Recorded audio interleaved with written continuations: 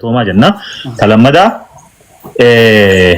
غافين ولا أكنا في هارون الرتي والثاني الرتي سعاداني خدمنو سعا أستاذ حمزة خنم ترتي أستاذ محمد يودبته هنو مكان أستاذ لمانو الجباجرة كابتيتو الرها كابتي يرو سدي يوني في أستاذ حمزة استي أستاذ محمد يرو سدي والجلا أس جنيني يوني في خدوبته ته أستاذ محمد أكنما موامد يوخين أكنما ندندنيت أستاذ حمزان أكنما موامد يوخين مو أكنما غافي تنا ديبسو دبتي لا لميت أسكيسا قفاجتشو ولي قال لي غنرت ساعة بجرت تكون أيه أستاذ محمد أوكي Gaafiin namni dhiyeeffatoo qabu ana gaafiin xiyya fuudhamu qaba jaal qabarratti yeroo atamma jiran أشير سيغنينا غافي ده سيغنينا هذا غافي جلكبا سيغنينا أستاذ حمزان ديبسا إيفا ديبسا بودا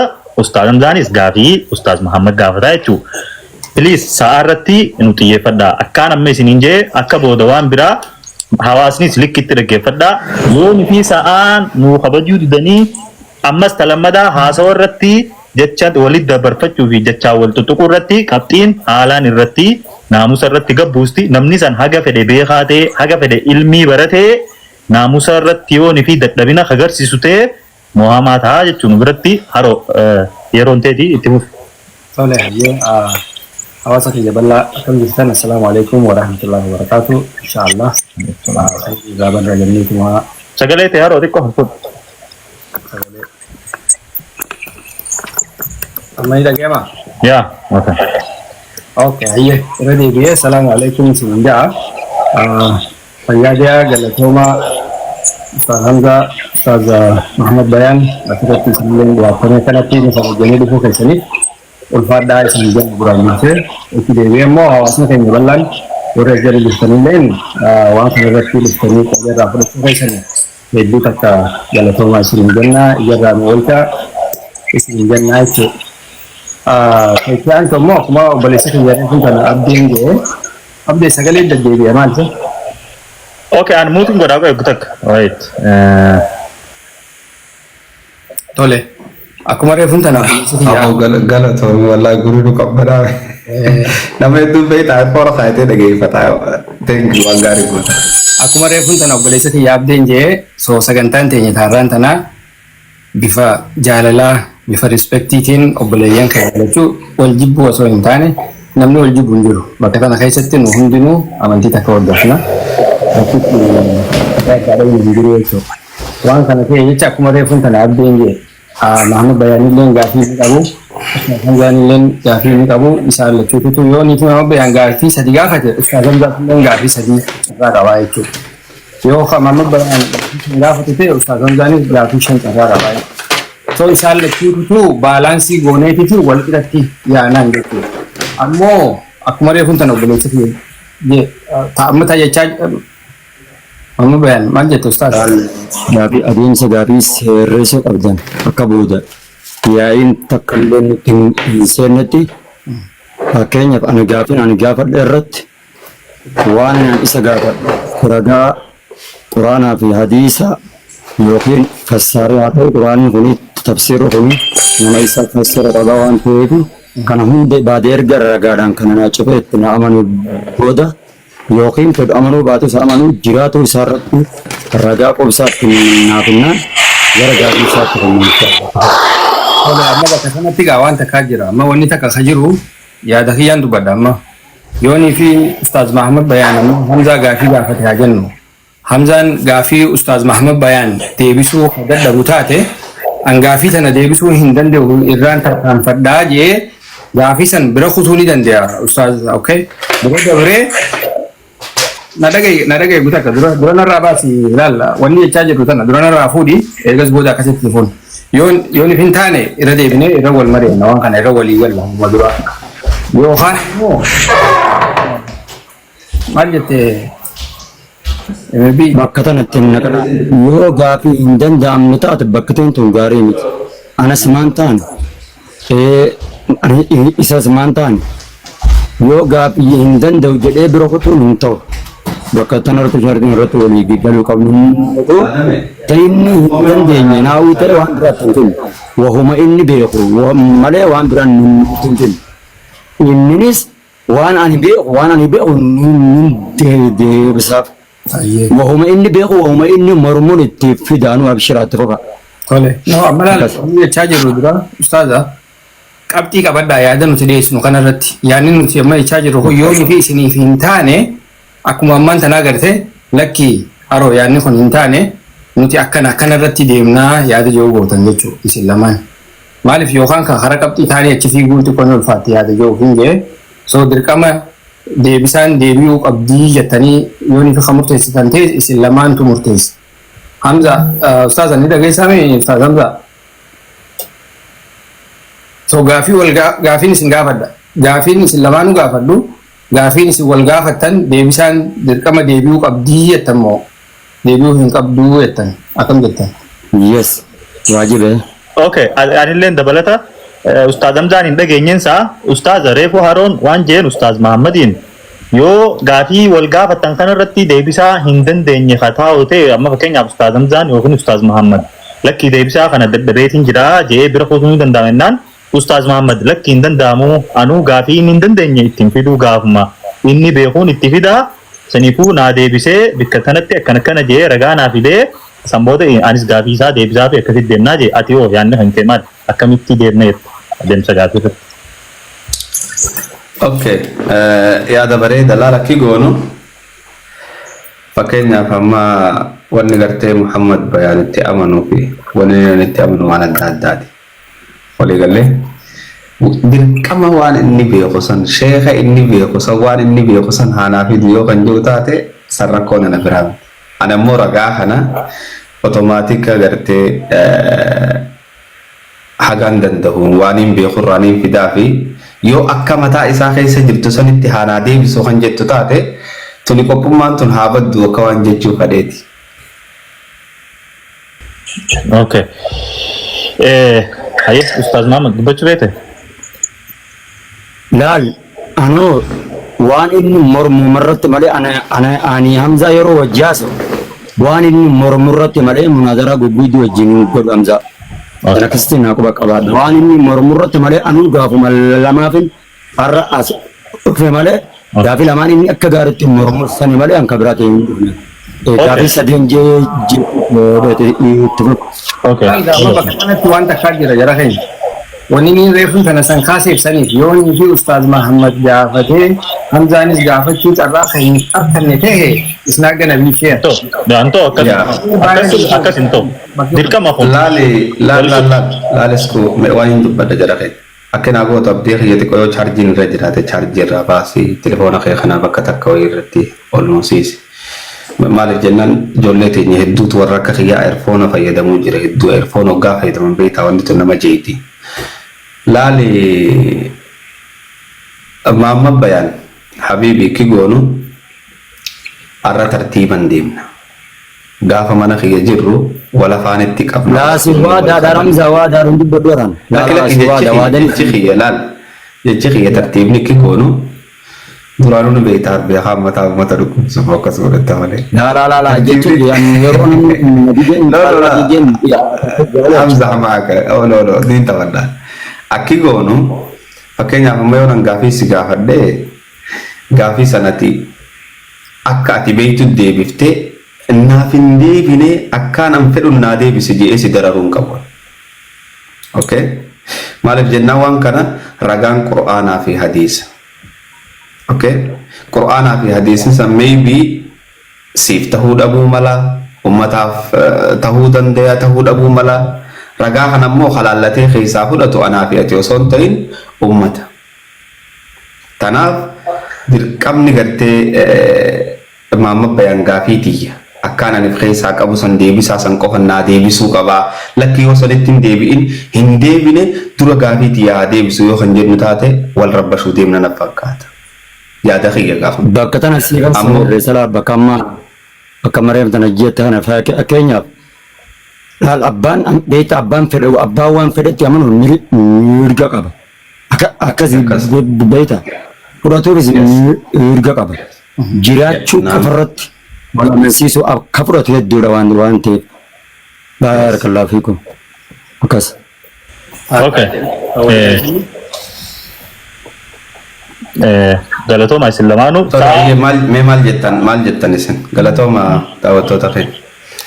Ammas hanga nuti qophii tana fixannee baanutti ani nama tokkos naaf ol hin naqina nama tokkollee immoo bayaaniif ol hin naqina rabshaa takka hin firrii taaneetiti fixannee akkasitti eega qophiin teenya goola bamte booda obboleeyyan keenya feenu ol baafannee mee odeessaa akkamirraa laaltan jennaan. Akkanatti kam jara hin maa bayaan akkanatti kam? Bareeda. Laalaa nama nu jidduun barbaannu toonni nu barbaachisan daqiiqaa qofa malee. Haqqee nu eeguu qofa malee uummatuu fi uummanni as jala hin jira. Daqiiqaa irratti anu hin beekaa inni nama sammuu qabu nama sammuu qabu waan ta'eef. Okay, ustaza daqiiqaa akkamitti as gubbaa kaayan or naa keessaa mooditara namni qabu haa. Ana waas mata akkame. Okay, so ready jirtanii isin lamaanuu haroo haa eegallumi sagantaan. Daqiiqaa meeqa haa ta'u? Daqiiqaa meeqa isin haa ta'u murteeffadhaa isin. Meeqa qaba laayivii meeqa qaba laayivii. Maama meeqa nu haa ta'u mee. Mee filadhaa. Daqiiqaa kudhan. Yeroo Laki wandaan kun jajan shani naa eegale. laalala wanni haasawnu quraanaa fi hadiisaa miti. Daqiiqaan lama giyaadha maama keenya. Laalala daqiiqaa lama miti laalala. Okay laal. Okay laal. Yeroo gaafatamu deebisa irratti wal adda beektaa ka gaafatamu turuu danda'a. Explain godhuudhaaf jechuu ka gaafatu maybe secondii shanii gaafachuu danda'a waan akkana irratti akkana jee ka gaafatamu immoo daqiiqaa san dheeraa fudhachuu qaba amma carraan ustaaz Mahammad irratti daqiiqaan hin kennamtu akkana fakkaatutti yeroo gaafatu ustaaz Mahammadii daqiiqaan hin kennamtu Hamza irratti amma daqiiqaan qabamuu fi qabu ustaaz Hamzaan yeroo deebisaa deebisu Hamzaaf daqiiqaan qabameeti carraa Mahammad irrattis akkasuma jechuu akkasumaami yaadni fayyeesini galee. Walaal bakka ammaa yeroo nama fakkeenya yoo gaafii dhiyeeffatu irratti naaf hin kennamu akkasini inni deebisaa kiyya naa deebisuu irratti kennamaaf yoo deebisaa inni naa deebisu san irratti takka yoo naaf hin deebisin ani immoo achi booda naa kennamte gaafiin toonaan deebine jedhee ragaa irratti fidatu danda'a jechuudha walii gallee jira. Daqiiqaan sanuma jechuudha. 5 minutes. Shanii shaayif akkasi shanmi ustaaza shanii. Shani. Okay, aye ustaz Saan ugo dheeroo takka ustaz Mahammadii fi okay dura daawwattoota keenyaaniin wajaa daawwattoota keenya warreen bikka adda addaa naannoo adda addaa teessanii nu daawwachaa jirtan kan isin bira halkanii kan isin bira guyyaa sagantaan koomantiin illee tahee as gubbattis tahee sagantaa bareedduudha sagantaa tasgabbiin gaafii fi deebii ustaz Mahammadii fi ustaz Hamzaa Shajjaabir gidduutti isaan lamaanuu waan baratanirraa wal gaafatanii warreen amma dhufaa jirtanis akka isiniif galutti saniifuu obsaan naamusaan nu caqasaa warreen koomantiin tattaane barreessitan obboleessa keessan ustaaz Hamzaadha obboleessa keessan ustaaz Mahammadii koomantii jechi fokkotaan arra barreessitee guyyaa qiyaamaa itti gaafatamtaa sanis hin dagatinaa hundi keessanuu inshaallah jaalalaan teenyee akka dhaggeeffannu yaada kiyyaa haroo yoo yaada qabaatteettuu fi yoo yaada hin qabaanne daarektii hara gaafii deemnaa jechuudha. Jalqabamu. Okay, aye. Kan badan. Ustaaz Mufaayi deeqaadha. Okay. Eenyuufin kana deeqaa dura? No, amma kanneen ustaaz Mahammad gaafii itti fi deeqaan kanaadha. Aye. Hoogganaan gaafii dhiyeessa booda Hamzaadhaa kan bitaa. Okay, yeah, aye. بسم الله الحمد لله الذي لا يحصى له عددا ولا يحيط به الأقلام ولا مددا وبعد السلام عليكم ورحمة الله وبركاته ربي هكذا وقت تمسيسو وقل نمسيسو Waalaikumsalam warahmatullah. دا أمزا شيخ جابر غافين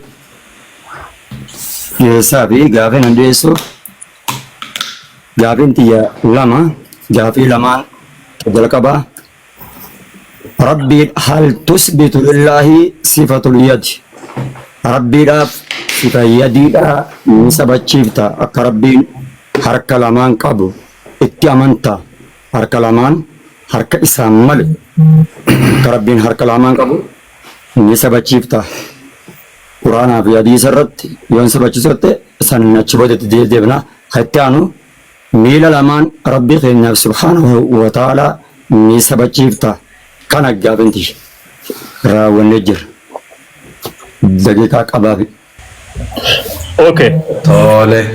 Ani qabachuun dandeessita. Haroo irratti hin qabadda ta'ee kaati. Haroo يا irratti. حركة ايه Tole. استاذة osoo hara deebisaan kanniniif waan hin dagaddeetu jira. Ustaaz Mahammad wajjin qiimii biroo yookiin halluu biroo yookiin akka dhuunfatti wal lola ni qabdanii siif Ustaaz Mahammad. Ustaaz Hamza. La wallahi. Wallolan qabnu naafi Ustaad Muhammad Bayaan. Lola takkan qabnu walida walleetis nagayaan haasoinaa qofallee taphannaa qiriin takka nu jidduun jirtu jechuudha. Aye. Ustaaz Gama Mahammad. khiyyaan akkas egaa yoo keessa isaa yoo waa jiraatan Allahu a'lam. Ammoo gama khiyyaan obboleessa khiyyaa wanni takka tani naafi isa jidduu jirtu sumuuniin takka hin jirtu. Aarrillee bakka takkatti illee waliin gufanneen beenu jechuudha fadheeti yoonii fi haasawuma keenya taati malee san keessatti illee yoon hin mufachiisee jiraadhee dhiifama munaadaraadha waa'ee Immoo keenya. takka waan nama hubachiisee jira akka uummata irratti dhiifama naa Ustaaz carraashii kan nuuf hin deema. Carraashii kan nuuf hin deema. Abshir. Carraashii kan nuuf hin deema. Abshir. Siifin kan. Abshir ni gaafadha, abshir. Fixattee? Ustaaz Hamza fixattee? Fixadhe yoon osoo hin beekne mufachiise hin beeku ammoo parsanaalii naaf inni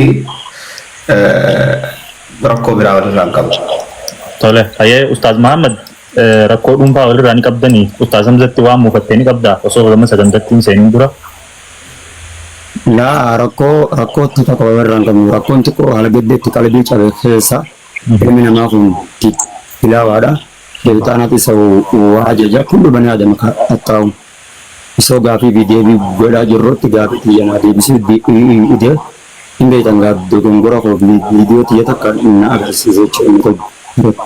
Ani sunillee namilee cabsina maaliif jennaani ka dalagu ana san rabbiin ifama rabbi kiyyan gaafadha waan ta'eef. Kanaaf bakka tanatti kan itti akka malee jaraa kiyya keessaa nan banne jechuudha barbaade. Yaa Habiibana yaa Muhammad Bayaan.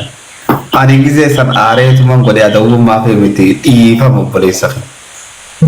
Ifama arfoon wanti Hofligaa duuba hofli.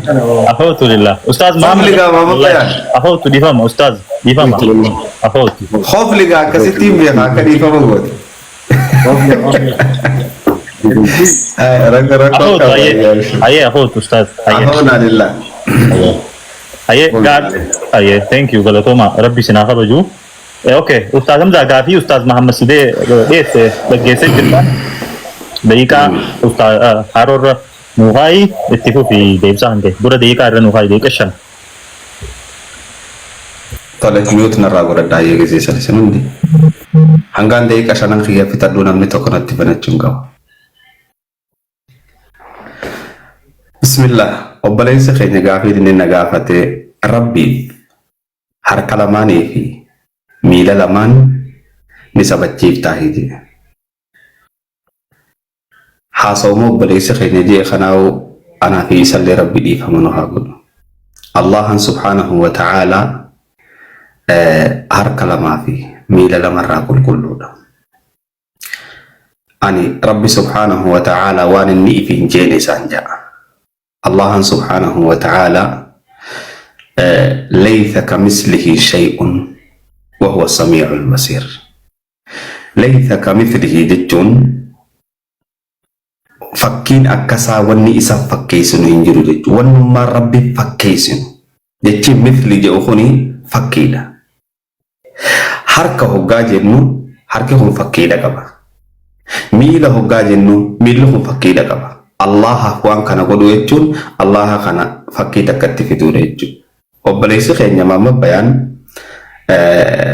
waan kana wanni inni jalaa fuudhee ulamaa'ii jalaa malee rabbi subhaanahu wa ta'aalaa harkaan qabaas miilaan qabaas ifiin hin jenne aayatoonni qur'aana keessatti dubbatamte tan gartee akka Yahudaan yadullahi maghlulatan jette harki rabbii jabaadha harki rabbii qaaccoodha. harka Yahudaatu dura harki rabbii qaaccoodha jette. Rabbi subhaanahu wa ta'aalaa afaannaa fi ati beeynuun haasawa.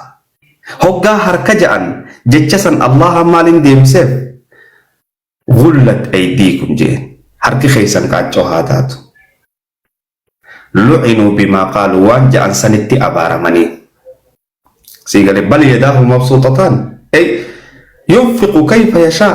amma gaa waa'ee qoqqodummaarraa haasa'u jiran harki rabbii banaadhaa jaan fakkeenyaaf ammaan yoon ifin aboo lubbuun tee harka kiyya jirti yoon siin jee lubbuun tee harka kiyya jirti yoon siin jee harka kiyya kana keessa jirti jechuudha kontirool kiyya keessa jirti jechuudha sii galee kontirool kiyya yadullahi